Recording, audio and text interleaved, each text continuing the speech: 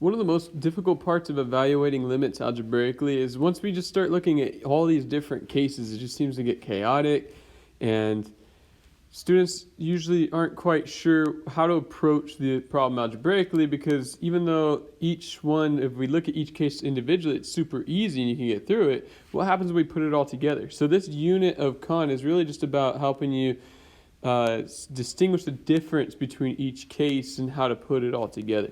So if we look at this, and let me erase these things here. So if we look at this, calculating the limit, algebraically, where should we start? We should start with direct substitution. If you plug it in and you get an answer, then you're good. But this one's about what happens if we don't get something that works out. So what happens if we end up dividing by a zero? We could see right here, there's a zero on the bottom, a zero on the bottom, and there's two things that could happen.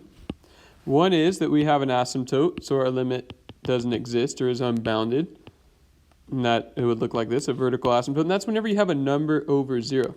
Or the other case is you have 0 over 0, an indeterminate form, and that would cause more than likely a removable discontinuity like this, in which case the limit does exist.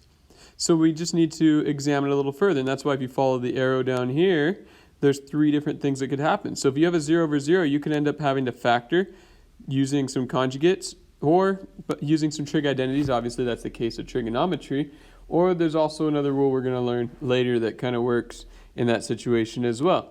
So basically, those are the three options. If you have 0 over 0, factoring conjugates, trig identities, or if you have a number over 0, you got a vertical asymptote, so more than likely your limit doesn't exist. So right here, conclusions from direct substitution. The idea of this assignment is let's plug it in and see which one of these three situations we're in. Did we get a limit?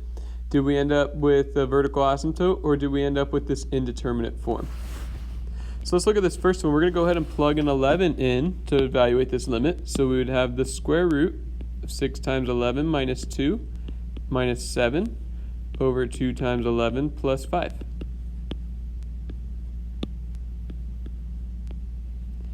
And so inside the square root, let me just move this over so it looks a little bit cleaner. So we get 66 minus 2 minus 7 over 22 plus 5. So that's the square root of 64 minus 7 over 27. And then that ends up 8 minus 7 over 27. So 1 over 27. You could tell early on that this was going to work out because there wasn't a 0 in the denominator. Right here you could already see it, 22 plus 5. We're not going to get a 0 in the denominator, right? So the limit exists and we found it. Let's look at this one. If we have, we're going to plug the negative pi over 4 in, so cotangent squared of negative pi over 4 over 1 plus the square root of 2 of sine of negative pi over 4. So let's think about that unit circle real quick. So negative pi over 4 is going backwards, so it's right here. So our x value is square root of 2 over 2, and our y value is negative square root of 2 over 2. So cotangent is cosine over sine. So we have that squared, right, at negative pi over 4. And this is being squared because it's cotangent squared. So cosine is square root of 2 over 2 over sine is negative square root of 2 over 2, and that's being squared. And you can see that inside is going to be 1 squared is 1.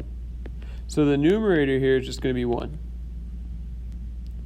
And then sine, we already went over it. Sine is the negative square root of 2 over 2. So we'll have 1 plus square root of 2 times negative square root of 2 over 2. So how do we deal with this? We have a fraction right here. So fraction times a fraction. Square root of 2 times negative square root of 2 is 2. It's the square root of 4, which is 2. So we have 1 over 1 plus, well actually it's minus because a positive times a negative, so it's going to be minus. So 1 minus 2 over 1 times 2 is 2, which is 1 over 1 minus 1, which gives us 1 over 0.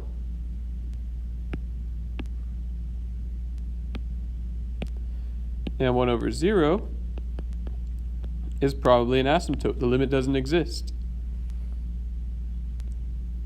Let's take a look at this one. Let's plug in the 8. Limit is x approaches 8. So we'll have the square root of 3 times 8 minus 15 minus 3 over 8 minus 8. And we can already see this bottom's going to be 0.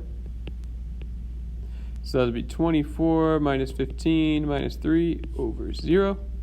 Square root of 9 is 3 minus 3 over 0.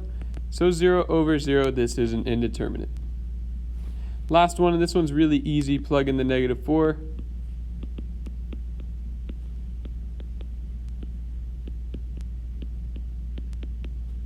So we get 16 minus 4 minus 12 over 16 minus 16, which is 0 over 0, also indeterminate. So the idea here is just to identify which of the three situations we have. Do we have a situation where the limit doesn't exist, a situation where we know the limit just by plugging it in, or a situation where, hey, it's an indeterminate form, so we need to just investigate it further and figure out what number it's a